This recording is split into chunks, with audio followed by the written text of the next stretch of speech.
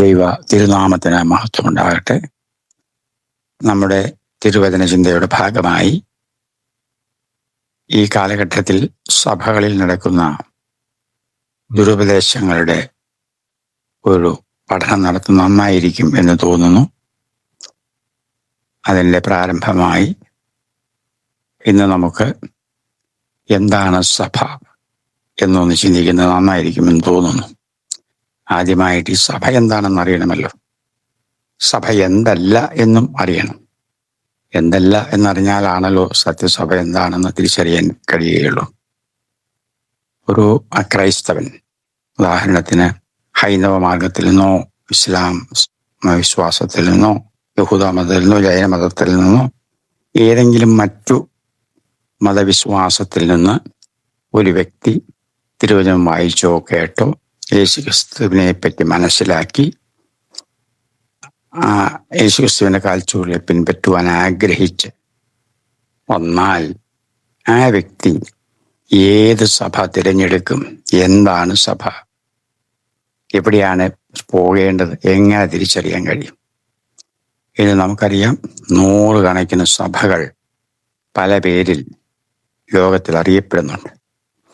നമ്മുടെ ഈ കൊച്ചു കേരളത്തിൽ പോലും നമുക്കറിയാമല്ലോ, കത്തോലിക്ക സഭ, യാക്കോബായ, ഓർത്തഡോക്സ്, മർത്തോമാ, CSI തുടങ്ങി, പിന്നെ പ്രൊട്ടസ്റ്റന്റ് സഭകൾ, അതാണെങ്കിൽ അനേക എണ്ണം. Church of God, IPC, Sharon, new India church of God, assemblies of God തുടങ്ങിയ എത്രയോ എണ്ണമറ്റ സഭകൾ. അപ്പോൾ ഒരു അവിശ്വാസി, ഒരു അക്രൈസ്തവൻ യേശുവിനെ മനസ്സിലാക്കി വന്നാൽ ഇതിലേതാണ് സഭ എന്നെങ്ങനെ തിരിച്ചറിയും എന്ന് എനിക്കൊരു പിടിയും കിട്ടുന്നില്ല. ഒരക്രൈസ്തവൻ യേശുവിനെ പിൻപറ്റാൻ വന്നാൽ ആകെ ആശയക്കുഴപ്പത്തിലാകും. ഇവരെല്ലാം ക്രിസ്ത്യാനികളാണല്ലോ, ഇവരെല്ലാം ക്രിസ്ത്യാനികളെന്ന് ഭാവിക്കുന്നുണ്ടല്ലോ, അപ്പോൾ എവിടെയാണ് നമ്മളൊന്ന് പോകേണ്ടത് എന്ന് ചിന്തിച്ചാൽ എങ്ങനെ ഒരു ഉത്തരം കണ്ടെത്താൻ കഴിയും? ദൈവജനമേ, വളരെ ഗൗരവമായി ചിന്തിക്കേണ്ട ഒരു വിഷയമാണിത്. എപ്പിസ്കോപ്പൽ സഭകൾ ഒരു വശത്ത് നിൽക്കട്ടെ, പ്രൊട്ടസ്റ്റന്റ് സഭകൾ തമ്മിൽ വല്ല യോജിപ്പുമുണ്ടോ? അല്ലെങ്കിൽ ഐക്യമുണ്ടോ? എവിടെയാ പോകേണ്ടത്? ഏതാണ് സഭ? ഏതാണ് കറക്റ്റ് സഭ? ഒന്ന് ചിന്തിക്കാൻ അക്രൈസ്തവനെ നോക്കുമ്പോൾ ഒരു പിടിയും കിട്ടത്തില്ല. ഇവിടെയാണ് ഗൗരവമായി നാം ചിന്തിക്കേണ്ട ചില വിഷയങ്ങൾ. എന്താണ് സഭ? എന്തല്ല ദൈവത്തിൻ്റെ സഭ എന്ന് തിരുവചന വെളിച്ചത്തിൽ ഒന്ന് ചിന്തിക്കുന്നത് നല്ലതല്ലേ? തിരുവചന വെളിച്ചത്തിൽ നാം സഭയെ വിലയിരുത്തുമ്പോൾ പഴയ നിയമകാലത്ത് തന്നെയല്ല, പുതിയ നിയമകാലത്ത് ശരിക്കു പറഞ്ഞാൽ പ്രാദേശിക സ്ഥലത്തിൻ്റെ പേരിലാണ് സഭകൾ അറിഞ്ഞിരുന്നത്. ഉദാഹരണത്തിന് റോമിലുള്ള ലേഖനത്തിൽ പൗലോസ് എഴുതുമ്പോൾ റോമയിലുള്ള എല്ലാവർക്കും എന്നാ പറയുന്നത്. കോരിന്ത്യയിലുള്ള ദൈവസഭയ്ക്ക് 1 കോരിന്ത്യർ 2 കോരിന്ത്യർ ഒക്കെ പൗലോസ് അങ്ങനെയാണ് പറയുന്നത്. ഗലാത്യ സഭകൾക്കെന്ന് പറയുന്നുണ്ട്. ഗലാത്യ എന്ന സ്ഥലത്ത് പല സഭകളുണ്ടായിരിക്കും. പക്ഷെ ആ സഭകളെല്ലാം ഗലാത്യ സഭകൾ എന്നറിയപ്പെടുന്നു. ആ ഗലാത്യ ലേഖനം 1-ന്റെ 2-ാം വാക്യത്തിൽ പറയുന്നുണ്ട്. പ്രത്യേകിച്ച് നമ്മൾ വെളിപ്പാട് പുസ്തകത്തിലേക്ക് വന്നാൽ യേശുക്രിസ്തു പറയുന്ന തിരുവചന ഭാഗം തിരുവചനമേ ഒന്ന് ശ്രദ്ധിക്കൂ. 7 സഭകൾക്കുള്ള ദൂത് കർത്താവ് നൽകുമ്പോൾ 7 സഭകളുടെ പേര് പറയുന്നതായിട്ട് നമുക്ക് കാണാം. അവിടെ ആ സ്ഥലത്തിന്റെ പേരിലാണ് സഭകൾ അറിയപ്പെട്ടിരുന്നത് എന്നത് യേശുക്രിസ്തുവിന്റെ വാക്കുകളിൽ നിന്ന് വളരെ സ്പഷ്ടവും വ്യക്തവുമാണ്. അവിടെ കർത്താവ് ആ സഭകളോടുള്ള ആലോചന പറയുമ്പോൾ പറയുന്ന ചില വാക്യങ്ങൾ കൂടിയൊന്ന് നമുക്ക് നോക്കാം. ഓരോ സഭകളിലെയും ന്യൂനതകളെ കർത്താവ് എടുത്തു പറയുന്നുണ്ട്. അതിലെ പ്ലസ് പോയിന്റ്സും കർത്താവ് അവിടെ എടുത്തു പറയുന്നുണ്ട്. എന്നിട്ട് പറയുകയാണ്, ആത്മാവ് സഭകളോട് പറയുന്നത് ചെവിയുള്ളവൻ കേൾക്കട്ടെ. ആ സഭകളോട് എന്ന പദം 7 സഭകളിലുള്ള ദൂതുകളിലും ഒരേപോലെ ആവർത്തിച്ച് കാണുന്നുണ്ട്. സഭകൾ എന്ന ബഹുവചനത്തിൽ തന്നെയാണ് എല്ലായിടത്തും പറഞ്ഞിരിക്കുന്നത്. അപ്പോൾ തന്നെയുമല്ല, ജയിക്കുന്നവന് ഓരോ സഭയുടെയും അവസാന ഭാഗം കർത്താവ് പറയുന്നുണ്ട്, ജയിക്കുന്നവന് ഇന്ന പ്രതിഫലം കൊടുക്കുന്നു എന്നും കർത്താവ് കൃത്യമായി പറയും. ഞാൻ അതിൽ വിശദമായിട്ട് വിശദീകരണത്തിലേക്ക് കടക്കുന്നില്ല. ദൈവജനം വിശേഷാൽ വെളിപ്പാട് പുസ്തകത്തിന്റെ 2-3 അധ്യായങ്ങൾ പ്രാർത്ഥനാപൂർവം വായിച്ച് ധ്യാനിക്കണമെന്ന് പറയുകയാണ്. വളരെ വിനയത്തോടെ അഭ്യർത്ഥിക്കുകയാണ്. ഇതിലെ ദൗർഭാഗ്യവശാൽ ഈ പ്രൊട്ടസ്റ്റന്റ് സഭകളിലൊക്കെ വളരെ പൈശാചികമായി ഉപദേശിക്കുന്നൊരു ഉപദേശം എന്ന് ഞാൻ പറഞ്ഞാൽ എന്നോട് കോപിക്കരുതേ. എനിക്ക് തോന്നുന്നത് അങ്ങനെയാണ്. കാരണം അതിനോട് കൂട്ടരുത്, കുറയ്ക്കരുത് എന്ന് പരിശുദ്ധാത്മാവ് രേഖപ്പെടുത്തി വച്ചിരിക്കുമ്പോൾ ഈ 7 സഭകൾക്കുള്ളതോ 7 സഭാ കാലഘട്ടമായി വ്യാഖ്യാനിക്കുന്ന പണ്ഡിത ശിരോമണികളുടെ വിവരമില്ലായ്മയോ അവരെ ഭരിക്കുന്ന പൈശാചി വ്യാപാരമോ ഏതെന്ന് എനിക്ക് തിരിച്ചറിയാൻ കഴിയുന്നില്ല. അത് 7 സഭകൾക്കുള്ള ദൂത് തന്നെയാണ്. കാലഘട്ടവുമായി അതിനെന്ത് ബന്ധം? ഇതാണ് ഈ ബൈബിൾ കോളേജിൽ പഠിപ്പിക്കുന്ന പ്രമാണിമാര് പലപ്പോഴും കാണിക്കുന്ന അബദ്ധം എന്നെനിക്ക് തോന്നുകയാണ്. കാരണം അവര് പാണ്ഡിത്യത്തിൽ ബൈബിളിൽ ഇല്ലാത്ത ആശയങ്ങൾ കണ്ടെത്താൻ വേണ്ടി വ്യഗ്രത കൂട്ടി ഭാവനയിൽ പലതും മെനഞ്ഞെടുക്കുന്നു. പിന്നെ അങ്ങ് വചനത്തിന്റെ ആഴത്തിലേക്കെന്നും പറഞ്ഞ് അങ്ങ് പോവുക. എന്താഴം എനിക്ക് മനസ്സിലാകുന്നില്ല. ഇതൊക്കെ ശുദ്ധമായ വിവരമില്ലായ്മയാണ് എന്നാണ് എനിക്ക് തോന്നുന്നത്. കാരണം എൻ്റെ കർത്താവ് പറഞ്ഞ വാക്യം എനിക്ക് വളരെ ഗൗരവമേറി കാണേണ്ടതുണ്ട്.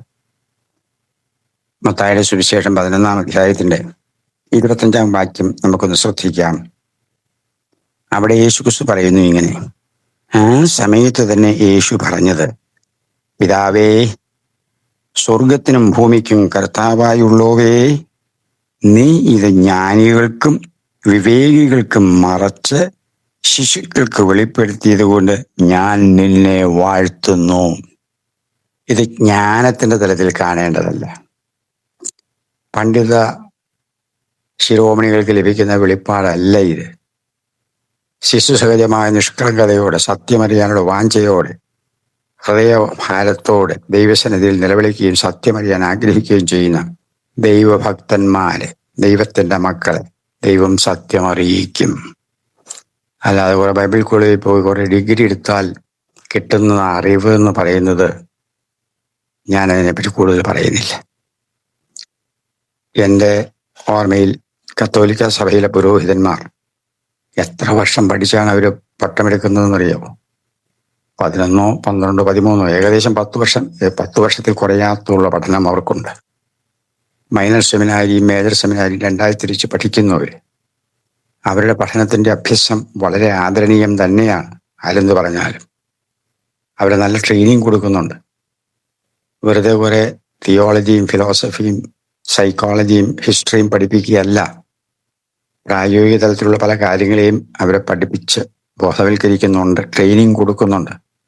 പക്ഷേ ഒരു കാര്യത്തിൽ അവർ പരാജയപ്പെടും. തിരുവചനം വേണ്ടവണ്ണം പഠിപ്പിക്കുകയോ അതിൻ്റെ ഗൗരവം മനസ്സിലാക്കി കൊടുക്കുകയോ ചെയ്യുന്നില്ല എന്നാണ് എൻ്റെ അറിവ്. ഒരുപക്ഷെ തെറ്റാണെങ്കിൽ എന്നോട് അവർ ക്ഷമിക്കണമേ. എൻ്റെ ചിന്തയിൽ അങ്ങനെയാണ് തോന്നുന്നത്. 10-13 വർഷം പഠിച്ച് ട്രെയിനിങ് എടുത്ത് വളരെ തികഞ്ഞ പ്രാഗൽഭ്യത്തോടെയാണ് അവരെ പട്ടത്വം കൊടുത്ത് ചുമതലയേൽപ്പിക്കുന്നത്. ആദ്യം എൻ്റെ അറിവിൽ എനിക്ക് തോന്നുന്നത് പട്ടം കിട്ടിയ ഉടനെ ഒരു സഭയുടെ ചുമതല മുഴുവൻ കൊടുക്കത്തില്ല. അസിസ്റ്റന്റ് വികാരിയായിട്ട് എവിടെയെങ്കിലും കുറച്ച് നാൾ ട്രെയിനിങ് കൊടുത്ത ശേഷമാണ് ഏതെങ്കിലും പ്രാദേശിക സഭയുടെ വികാരി എന്നുള്ള നിലയിലുള്ള പൂർണ്ണ ചുമതല കൊടുക്കുന്നതെന്നാണ് എനിക്ക് തോന്നുന്നത്. അക്കാര്യത്തിലുള്ള നടപടികളൊക്കെ നല്ലതാണ്. പക്ഷേ തിരുവചനത്തെ വേണ്ടവണ്ണം പഠിപ്പിക്കുന്നില്ല എന്നതാണ് എന്നെ സംബന്ധിച്ചിടത്തോളം അവരിൽ കാണുന്ന പരാജയമായിട്ട് എനിക്ക് തോന്നുന്നത്.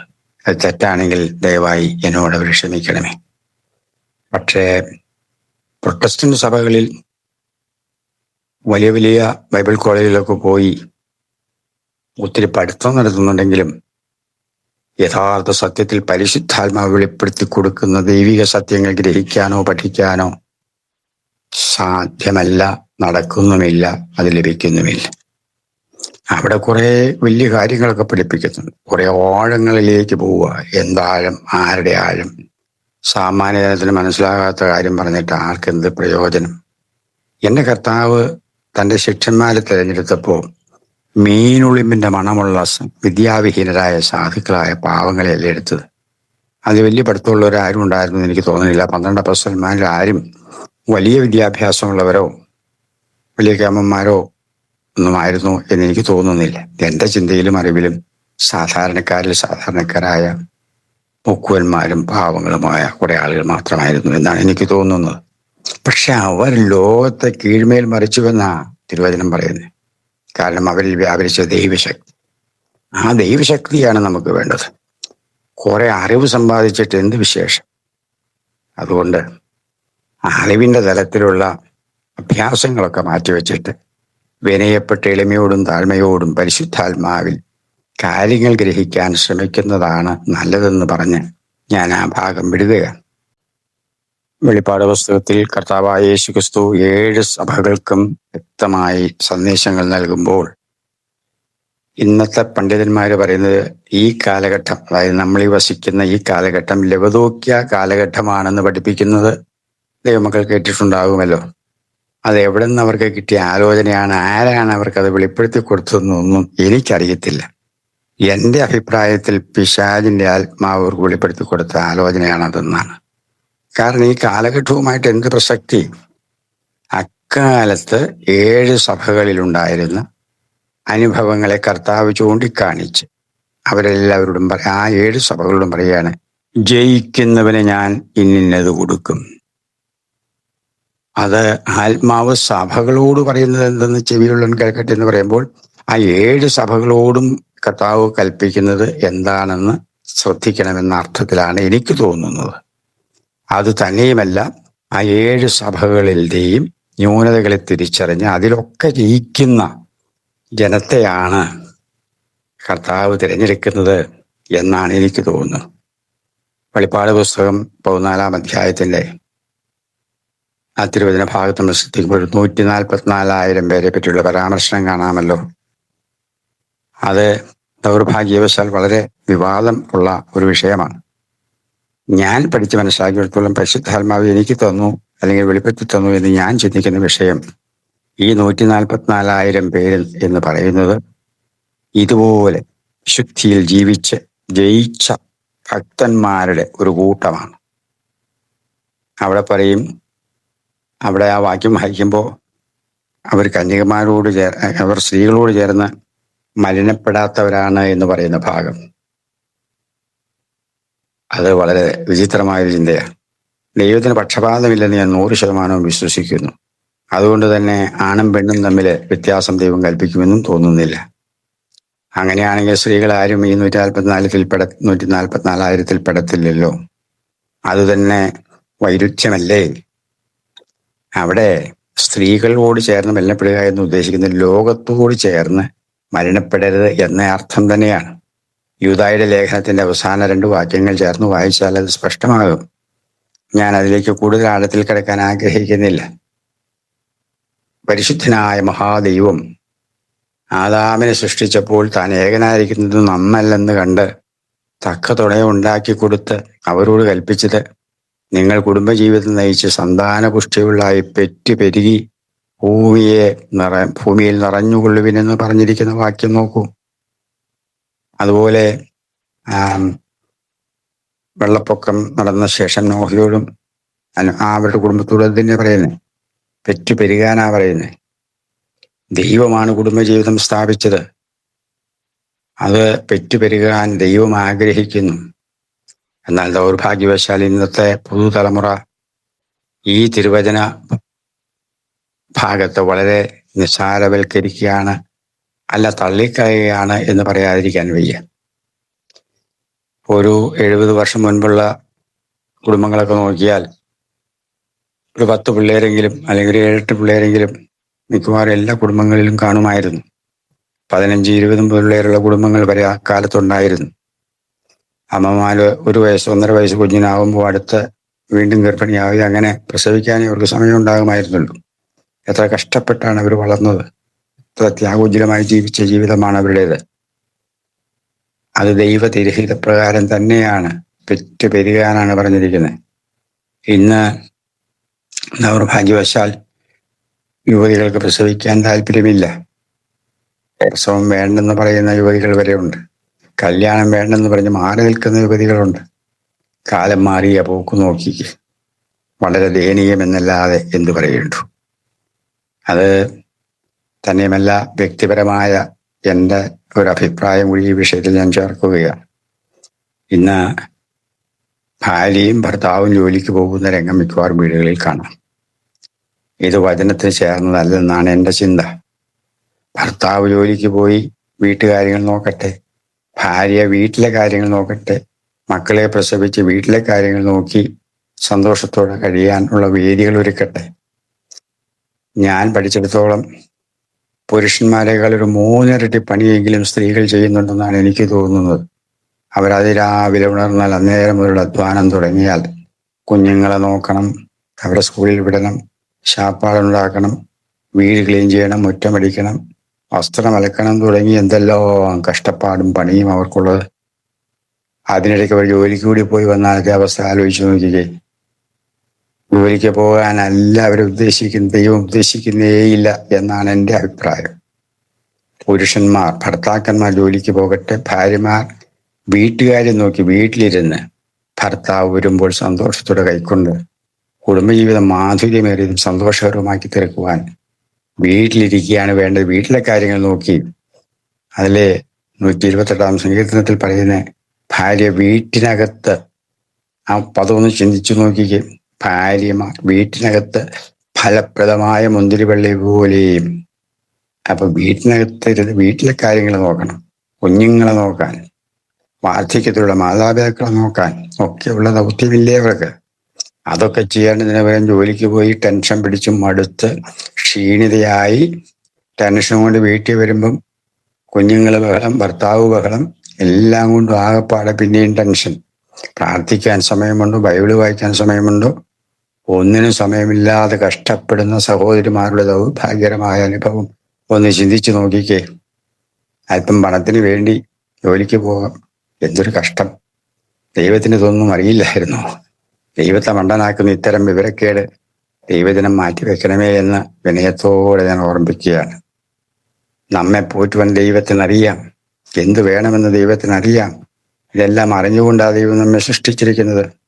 അതുകൊണ്ട് ഈ വിഷയത്തിലും ദൈവജനം ഗൗരവമായ ഒരു പഠനം, ചിന്ത നടത്തണമെന്ന് പറഞ്ഞ് ഞാൻ തൽക്കാലം ആ ഭാഗം അവിടെ വിടുകയാണ്. നാം ദൈവസഭയെ പറ്റിയാണല്ലോ ചിന്തിച്ചു വരുന്നത്. അതുകൊണ്ട് വെളിപ്പാട് പുസ്തകത്തിലെ ആ ദുർവ്യാഖ്യാനങ്ങൾ വേദ പണ്ഡിതന്മാർ ഒന്ന് മാറ്റിവെച്ച് പരിശുദ്ധാത്മാവിൽ പ്രാർത്ഥിച്ച് സത്യം തിരിച്ചറിഞ്ഞ് ജനത്തെ പഠിപ്പിക്കണമേ എന്നും കൂടി ഈ വിഷയത്തോട് ബന്ധത്തിൽ ഞാൻ ഓർപ്പിക്കുകയാണ്. ഞാൻ ഓർപ്പിച്ചതുപോലെ സഹോദരിമാർ വീട് നോക്കി ഭർത്താവിനെയും കുഞ്ഞുങ്ങളുടെയും കാര്യങ്ങൾ ശ്രദ്ധിച്ച് കൂടുതൽ സമയം മറിയെപ്പോലെ നല്ല അംശം തിരഞ്ഞെടുത്ത് തിരുവചനം വായിപ്പാനും പ്രാർത്ഥിപ്പാനും ഒക്കെ സമയം കണ്ടെത്താൻ ഇടയാകട്ടെ എന്ന് പറഞ്ഞ് ഞാൻ ആ ഭാഗം വിടുകയാണ്. അപ്പോൾ തന്നെ നമ്മൾ ആദ്യം ചിന്തിച്ചതുപോലെ കുട്ടികളുണ്ടാകാതെ എന്ന് പറഞ്ഞാൽ സന്താന നിയന്ത്രണം നടത്തി 1 അല്ലെങ്കിൽ 2 കുട്ടികൾ മതി എന്ന് ചിന്തിക്കുന്ന ദമ്പതിമാരുടെ കാര്യം വളരെ കഷ്ടമാണ്. വചനവിരുദ്ധമാണ് അവരുടെ ചിന്തകൾ. ആവശ്യമില്ലാത്ത ഉത്കണ്ഠകൾ മാറ്റിവെച്ചിട്ട് ദൈവത്തിൽ ആശ്രയിക്കുകയും ദൈവത്തിൽ ശരണപ്പെടുകയും ചെയ്യൂ. ദൈവം നോക്കിക്കൊള്ളുമെന്നേ. നമ്മുടെ ബുദ്ധിക്ക് അതീതമായ ചില വിഷയങ്ങൾ വരുമ്പോൾ അത് ദൈവം എങ്ങനെ കൈകാര്യം ചെയ്യണമെന്ന് ദൈവത്തിനറിയാം. നമ്മൾ ദൈവത്തെ പഠിപ്പിക്കാൻ പോകേണ്ടതില്ല. ഇന്ന് കുഞ്ഞുങ്ങളെ ഏറ്റവും കൂടുതൽ ഓമനിച്ചും താലോലിച്ചും അവരുടെ സർവ്വ ശാഠ്യങ്ങളും നിവർത്തിച്ചു കൊടുക്കുന്ന പരമദയനീയമായ രംഗം എല്ലാ വീടുകളിലും കാണുകയാണ്. വളരെ ദയനീയമെന്നല്ലാതെ എന്തു പറയേണ്ടു. വളരെ കഷ്ടം. ഇതിൻ്റെയൊക്കെ ശിക്ഷ, ഇതിൻ്റെയൊക്കെ പരിണിതഫലം ശരിക്കും അനുഭവിക്കേണ്ടി വരുമെന്ന കാര്യത്തിൽ എനിക്ക് സംശയമൊന്നുമില്ല. കാരണം തിരുവചനത്തിൽ വളരെ വ്യക്തമായി പറഞ്ഞിരിക്കുന്ന കാര്യങ്ങളെ അവഗണിക്കുന്നവർക്ക് എന്തു പറ്റുമെന്ന് പ്രത്യേകിച്ച് പറയേണ്ടതില്ലല്ലോ. നമുക്കറിയാം, ഇത് ആവർത്തന പുസ്തകം 8-ാം അധ്യായത്തിൻ്റെ 5-ാം വാക്യത്തിലെ ഒരു വാക്യം നമുക്ക് വായിക്കാം. ഒരു മനുഷ്യൻ തൻ്റെ മകനെ ശിക്ഷിച്ചു വളർത്തുന്നത് പോലെ, അപ്പം അതൊന്ന് ശ്രദ്ധിക്കൂ. ഒരു മനുഷ്യൻ തൻ്റെ മകനെ ശിക്ഷിച്ചു വളർത്തുന്നത് പോലെ നിന്റെ ദൈവമായ യഹോവ നിന്നെ ശിക്ഷിച്ചു വളർത്തുന്നു എന്ന് നീ മനസ്സിൽ ധ്യാനിച്ചു കൊള്ളേണം. ആകയാൽ നിന്റെ ദൈവമായ യഹോവയുടെ വഴികളിൽ നടന്ന് അവനെ ഭയപ്പെട്ട് അവന്റെ കൽപ്പനകൾ പ്രമാണിക്കണം. ഇതെന്ത് കൃത്യമായ വാക്യമാണെന്ന് ആലോചിച്ച് നോക്കൂ ദൈവമക്കളെ. ഇത് ഒരു വിശദീകരണവും ആവശ്യമില്ലാത്തതുകൊണ്ട് സ്പഷ്ടമായ ഒരു തിരുവചന ഭാഗമല്ലേ. അതുപോലെ തന്നെ ഈ ആവർത്തന പുസ്തകത്തിന്റെ 21-ാം അധ്യായത്തിന്റെ 18 മുതലുള്ള ചില വാക്യങ്ങൾ കൂടി ദൈവജനം ഒന്ന് വായിക്കുന്നത് നല്ലതാണ്. അത് അപ്പന്റെയോ അമ്മയുടെയോ വാക്ക് കേൾക്കാതെയും അവർ ശാസിച്ചാലും അനുസരിക്കാതെയും ഇരിക്കുന്ന ഷഠനും മത്സരിയുമായ മകൻ ഒരുത്തന് ഉണ്ടെങ്കിൽ അമ്മയപ്പന്മാർ അവനെ പിടിച്ച് പട്ടണത്തിലെ മൂപ്പന്മാരുടെ അടുക്കൽ പട്ടണവാതിൽക്കലേക്ക് കൊണ്ടുപോയി, ഞങ്ങളുടെ ഈ മകൻ ഷഠനും മത്സരിയും ഞങ്ങളുടെ വാക്ക് കേൾക്കാത്തവനും തീനിയും കുടിയനുമാകുന്നു എന്ന് പട്ടണത്തിലെ മൂപ്പന്മാരോട് പറയണം. പിന്നെ അവന്റെ പട്ടണക്കാരെല്ലാവരും അവനെ കല്ലെറിഞ്ഞ് കൊല്ലണം. ഇങ്ങനെ നിങ്ങളുടെ ഇടയിൽ നിന്ന് ദോഷം നീക്കിക്കളയണം. ഇസ്രായേലെല്ലാം കേട്ട് ഭയപ്പെടണം. ഇത് ദൈവം അരുളി ചെയ്ത ഒരു കൽപ്പനയുടെ ഭാഗമാണ് ഞാൻ വായിച്ച് കേൾപ്പിച്ചത്. ഇക്കാലത്ത് ഞാൻ കൊല്ലണമെന്നൊന്നും ഞാൻ പറയുന്നില്ല. പക്ഷെ മക്കളെ ശിക്ഷിച്ചു വളർത്തണമെന്നുള്ളത് അനിർവാര്യമായ ഒരു ഘടകം തന്നെയാണ്. നമുക്ക് സദൃശവാക്യത്തിലേക്ക് വന്നാൽ എത്ര സ്ഥലത്താണ് പരിശുദ്ധാത്മാവ് രേഖപ്പെടുത്തിയിരിക്കുന്നത് കാണാം. 3:12 സദൃശ്യവാക്യങ്ങൾ 3-ാം അധ്യായം 12-ാം വാക്യം, 13-ാം അധ്യായം സദൃശ്യവാക്യങ്ങളുടെ 13-ാം അധ്യായത്തിന്റെ 24-ാം വാക്യം, 19-ാം അധ്യായത്തിന്റെ 18-ാം വാക്യം, 20-30, 22-6, 15, 23-13, 14, 29-ാം അധ്യായത്തിന്റെ 15, 17 തുടങ്ങി വാക്യങ്ങൾ ഈ വിഷയത്തോടുള്ള ബന്ധത്തിൽ നമുക്ക് കാണാൻ കഴിയും. ഈ വിഷയത്തോടുള്ള ബന്ധത്തിൽ എൻ്റെ മനസ്സിലൊരു സംഭവം ഓർമ്മ വരികയാണ്. ഞങ്ങൾ ഒരിക്കലും ഓസ്ട്രേലിയയിൽ മക്കളെടുത്ത് പോയപ്പോൾ അവിടെ ഒരു കോട്ടേജ് മീറ്റിങ്ങിന് പ്രസംഗിക്കാൻ എന്നോട് ആവശ്യപ്പെട്ടതനുസരിച്ച് ഞാൻ പ്രസംഗിച്ചു. മലയാളത്തിൽ പ്രസംഗിച്ചു. മോള് ഇംഗ്ലീഷിലേക്ക് അത് ട്രാൻസ്ലേറ്റ് ചെയ്തു. ആ സമയത്ത് ഞാൻ ഈ വടി ഉപയോഗിക്കുന്ന കാര്യം പറഞ്ഞു. മക്കളെ ശിക്ഷിച്ചു വളർത്തണമെന്ന് ശക്തമായ പ്രബോധനം ആ ശുശ്രൂഷയുടെ മധ്യേ സംസാരിച്ചു. എൻ്റെ മക്കളെ ശിക്ഷിച്ച വിഷയവും ഞാൻ അതിനോടുള്ള ബന്ധത്തിൽ ഓർമ്മിപ്പിക്കുകയുണ്ടായി. അത് ഒരു സഹോദരൻ മൊബൈലിൽ ടൈപ്പ് ചെയ്യുന്നുണ്ടായിരുന്നു. എനിക്കത് ഞാൻ ശ്രദ്ധിച്ചില്ല. ഏതായാലും കൊള്ളാം. അതിനുശേഷം എന്നോട് പറഞ്ഞു, ഇങ്ങനെ ഇവിടെ ഓസ്ട്രേലിയയിലെ കുഞ്ഞുങ്ങളെ അടിച്ചുകൂടാ, ശിക്ഷിക്കരുത് എന്നുള്ള നിയമമുള്ള രാജ്യമാണ്. അതുകൊണ്ട് ഇങ്ങനെ പ്രസംഗിച്ചാൽ അതറിഞ്ഞാൽ ജയിലിൽ പോകേണ്ടി വരും എന്ന് പറഞ്ഞു. കേട്ടപ്പോൾ എനിക്ക് അല്പം ടെൻഷൻ തോന്നിയെങ്കിലും പിന്നീട് ഞാൻ ചിന്തിച്ചു, പൗലോസ് അപ്പോസ്തലൻ എത്ര വട്ടം കാരാഗ്രഹത്തിലകപ്പെട്ടു. എന്ത് തെറ്റ് ചെയ്തിട്ടാ? യേശുക്രിസ്തുവിനെ വെളിപ്പെടുത്തിയത് കൊണ്ടല്ലേ. സത്യത്തിന് വേണ്ടി നിന്നിട്ട് ജയിലിൽ പോകേണ്ടി വന്നാൽ അതൊരു അനുഗ്രഹിക്കപ്പെട്ട അനുഭവമല്ലേ. കർത്താവിന് വേണ്ടി അങ്ങനെ പോകേണ്ടി വന്നാൽ അത് സന്തോഷം എന്ന് ഞാൻ നിരൂപിക്കുകയുണ്ടായി. ഞാൻ പറഞ്ഞു വരുന്നത് രാജ്യത്തിൻ്റെ നിയമങ്ങളോ മനുഷ്യരുടെ നിയമങ്ങളോ അല്ല, ദൈവത്തിൻ്റെ നിയമത്തിന് 1-ാം സ്ഥാനം കൊടുക്കണം.